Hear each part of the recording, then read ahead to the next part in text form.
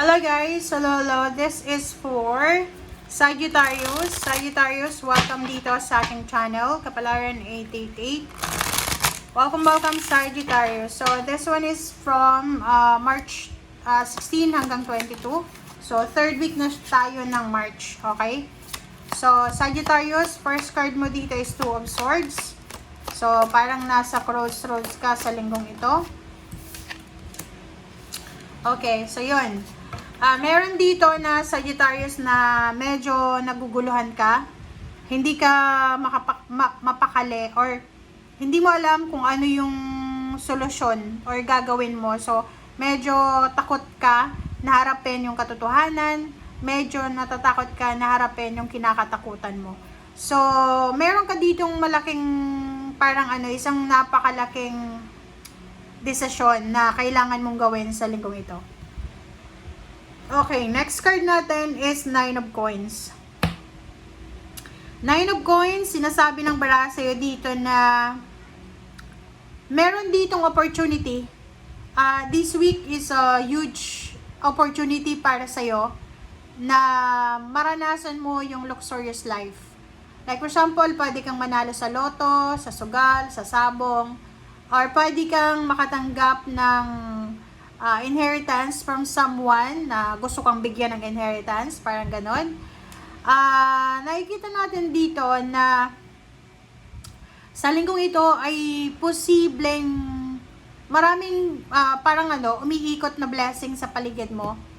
And pwedeng yung iba, meron na kayong biyaya na tinatamasa sa ngayon, pero yung iba ay posibleng hindi nyo napapansin na blessed na kayo pero nakatingin pa rin kayo sa blessing ng ibang tao. Okay? So let's check.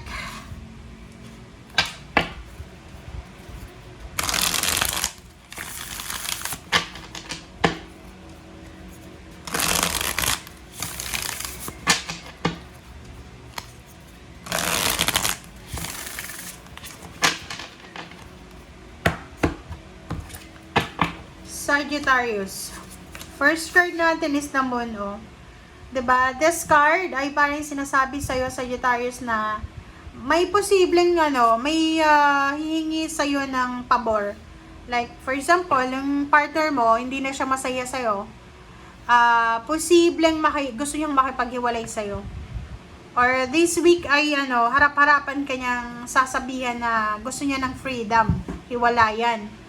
So, yung the devil dito, sinasabi ng barahan na mag-iingat ka sa mga decision making mo. If pakiramdam mo, yung parang feeling mo confused ka, wag ka munang gumawa ng decision kasi ang linggong ito ay punong-puno ng devil energy. So, maraming mga pagsubok, problema na posible kang kailangan na i-handle sa linggong ito.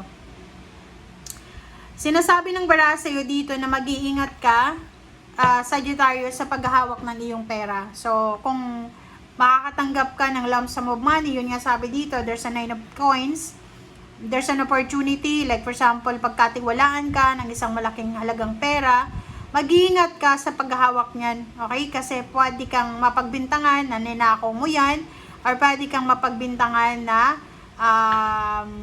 nang-scam ka.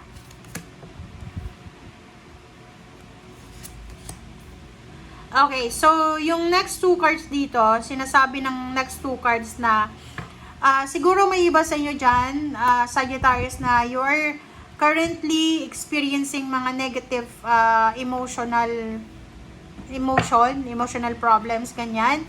Sa love life, parang toxic na ng mga nangyayari sa love life mo, sa family, sa trabaho, or sa kapitbahay.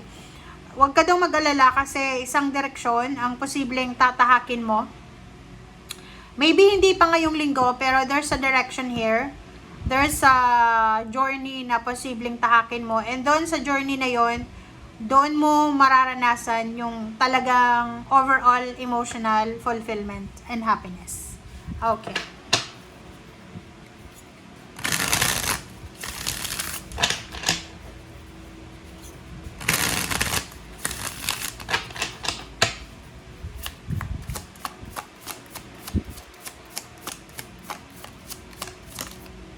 Okay, the moon, judgment. Sinasabi ng baraha sa'yo dito yon, huwag kang matakot. This week, kahit na natatakot ka, harapin mo daw yung katotohanan, harapin mo yung takot mo. And yun, kailangan mong magdesisyon. Pero kung alam mo na yung desisyon mo ay hindi mo pinag-isipan, ihang mo daw muna, i-postpone mo muna.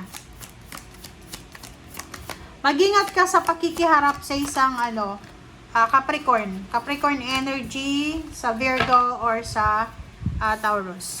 Reverse na Emperor, 'di ba? Nakikita ko sa'yo dito na huwag kang gagawa talaga ng desisyon sa linggong ito. Like makipaghiwalay, no.